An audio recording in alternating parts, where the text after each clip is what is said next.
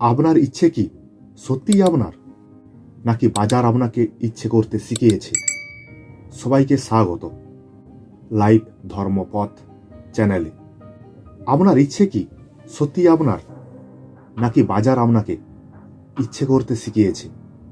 কখনো খেয়াল করে দেখেছেন কি, আমরা জিনিস কিনি শুধু প্রয়োজনের জন্য নয়, অন্যে কিনেছে আমাকেও কিনতে হবে সেজন্যেও।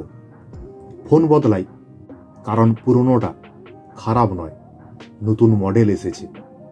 কাপড় বদলাই কারণ আগেরটা চলে কিন্তু একটু ট্রেন্ড পাল্টেছে।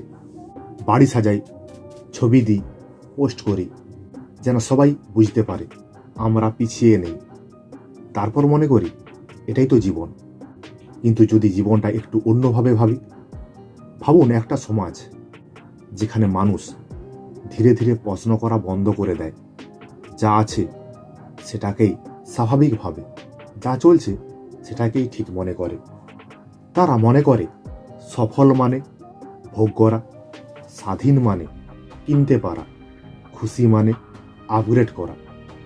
এভাবে মানুষ বাস্তবতাকে একদিক থেকে দেখতে শেখে, অন্যদিকে বিকল্প ভাবনা এগুলো অপ্রয়োজনীয় হয়ে যায়।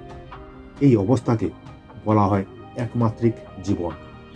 একমাত্রিক মানে যেখানে চিন্তার গভীরতা নেই, শুধু দিক আছে একটাই। সমাজ বলে ভোগ করো, সফল হও, মানিয়ে নাও। মানুষও ভাবে হ্যাঁ এটাই একমাত্র রাস্তা। এখানেই বিপদ, কারণ আধুনিক পুঁজিবাদ শুধু পণ্য বিক্রি করে না, ইচ্ছে তৈরি করে। আপনার দরকারের বাইরে নতুন দরকার তৈরি করে। আপনার ফোনটা কাজ করছে, তবুও মনে হবে ক্যামেরাটা একটু কম। আপনার পোশাক ঠিক আছে, তবুও মনে হবে এটা ঠিক এখন মানানসই নয়। এই অনুভূতিগুলো কি হঠাৎ আসে নাকি তৈরি হয়? বিজ্ঞাপন, social media, influencer, series, cinema সব মিলিয়ে এক ধরনের পরিবেশ তৈরি হয় যেখানে আপনি সারাক্ষণ তুলনা করছেন, অন্যের জীবনের সঙ্গে নিজের জীবন মেপে দেখছেন। আপনি ব্যস্ত কাজে, কিস্তিতে, আপগ্রেডে, ক্লান্ত, তবুও মনে করেন আমি স্বাধীন, কারণ আপনি পছন্দ করেছেন। কিন্তু প্রশ্ন, পছন্দটা কি সত্যিই আপনার?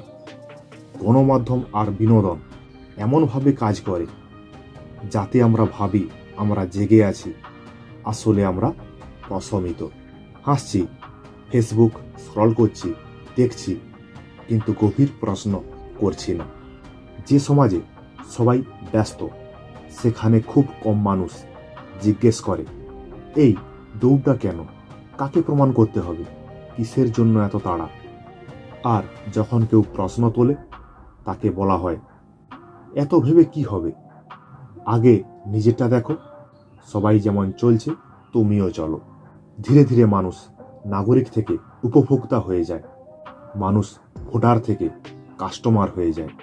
তখন প্রতিবাদও একটা ট্রেন্ড হয়ে যায়, স্লোগান পণ্যতে পরিণত হয়, বিরোধিতা ফ্যাশন হয়ে যায়।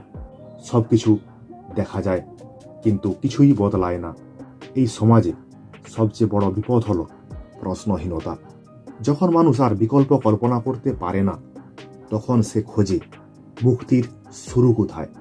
খুব বড় জায়গা নয়, ছোট জায়গা, নিজেকে জিজ্ঞাসা করা দিয়ে শুরু হয় প্রশ্ন করা। আমি কি সত্যিই এটা চাই, নাকি আমাকে চাইতে শেখানো হয়েছে? আমি কি খুশি, নাকি শুধু দেখতে ব্যস্ত আমি খুশি? মুক্তি মানে সব ছেড়ে দেওয়া নয়, মুক্তি মানে চিন্তার আরেকটা রাস্তা খুলে দেওয়া, যেখানে আপনি শুধু ভোগকারী নন, একজন সচেতন মানুষ। যেখানে আপনি শুধু মানিয়ে চলেন না, বোঝার চেষ্টা করেন। কারণ প্রশ্নহীন মানুষকে শাসন করতে লাঠি লাগে না, একটা বিজ্ঞাপনই যথেষ্ট। তাই শেষ প্রশ্নটা আপনার জন্য, আপনি কি ভোগ করছেন, নাকি ভোগের স্রোতে গা ভাসাচ্ছেন? ধন্যবাদ।